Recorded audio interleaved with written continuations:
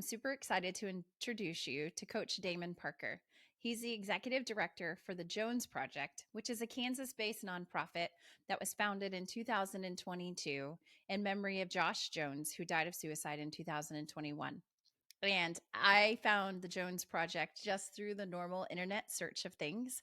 But their mission to bring the message of hope and healing to secondary students to help them erase the stigma of getting help for mental health was something that just really laid on my heart as a mom and as a warrior and as a friend who has watched people that I love navigate through that hard space over the years. I thought that it was worth telling their story. So I am super excited to share Damon's passion and the nonprofit's mission with you today. I hope that you find some tools and techniques to help you have hard conversations if that's something that you need to do.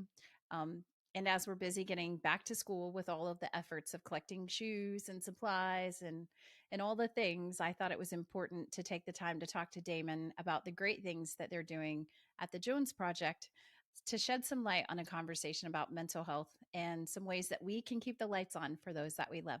So I hope you enjoy today's episode. Let's get started. Sometimes it's two kids and sometimes there's a line out of the auditorium. And last year I got done with this one small school. And it was one of those line out of the auditorium situations. It got done at 2:30 on the dot. I didn't leave that building until 4:47 p.m. And because there's a line of kids that just wanted to hang and talk like forever. It was crazy. And then I get to the very end and there's always the one kid that you're really concerned about because they don't get in the line. They just kind of sit in the back corner of the auditorium and they wait for everybody else to clear out. And there's usually one of those in every school that I go to. And last year, this girl came up to me after everybody else had left the building. And she just came up and goes like, I just wanted to know if I could have a hug. And I gave her a big hug. And then I get home that night and there was an Instagram message waiting for me that said, thank you for the hug. I don't get very many of those. And it was like, that's why we show up for this thing. Like, that's why we're doing what we do. And we're going to continue to do it for as long as we can because I think it's making an impact. Yeah, that's good stuff. My eyes are leaking. It was good. Yeah, mine are too. And we still keep in contact, man. Like, she's a great kid. Needs more hugs though.